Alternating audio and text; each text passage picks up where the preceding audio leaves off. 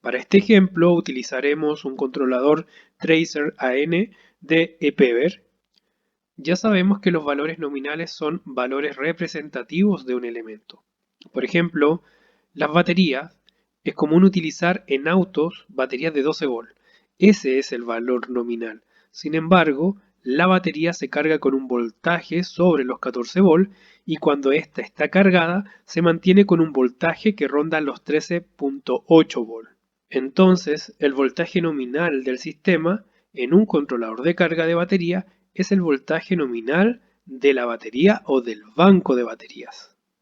Además, el controlador alimentará las cargas de corriente continua con la misma tensión que posee la batería. Para este ejemplo, tenemos una batería de 12 volt. Por lo tanto, la tensión presente en los bornes disponibles para alimentar cargas en corriente continua es de 12 volt. Debemos saber que la mayoría de los controladores de cargas pueden trabajar a más de una tensión nominal. Esto quiere decir, por ejemplo, que este controlador que estamos viendo puede operar tanto con una batería de 12 volt y también con un banco de baterías de 24 volt. Un banco de baterías es la conexión de dos o más baterías entre sí. Para construir un banco de baterías de 24 volt, por ejemplo, podemos conectar dos baterías en serie de 12 volt. La tensión se suma en una conexión en serie, quedando en 24 volts. Lo indicado anteriormente significa que el controlador posee una función de autoselección. Para esto, el controlador al iniciar mide la tensión presente en las baterías para determinar la tensión nominal. Es muy importante determinar la tensión nominal del sistema porque el controlador debe regular la tensión proveniente de los módulos fotovoltaicos con el valor necesario que requiere la batería o el banco de baterías. El controlador, al autoseleccionar la tensión nominal de acuerdo a la tensión de las baterías, dispondrá de la misma tensión en los bornes de conexión para cargas de corriente continua, que para este caso es de 24 volt.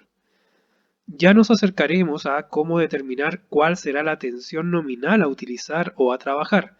Hasta ahora solo necesitamos entender que el regulador puede trabajar a más de una tensión nominal y que automáticamente autoselecciona esta tensión. Acá vemos un controlador que puede operar con un banco de baterías de 36 volt. No utilicé el controlador anterior porque el anterior no podía operar a 36 volt, solo operaba a 12 y 24 volt.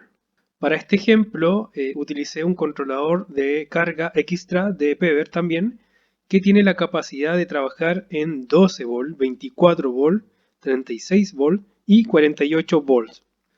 Este banco de baterías es poco habitual, porque regularmente no existe disponibilidad de inversores off-grid que operen a 36 volt.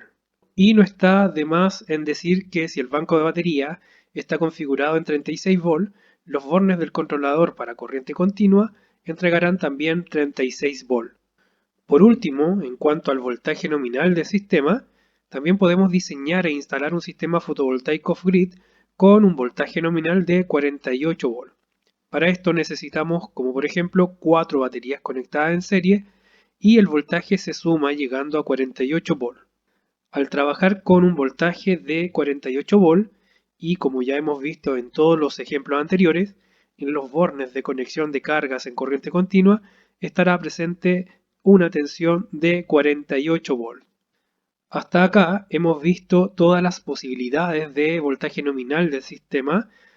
Hemos visto que podemos trabajar en 12 volt, 24 volt, 36 volt, que es poco habitual, y 48 volt.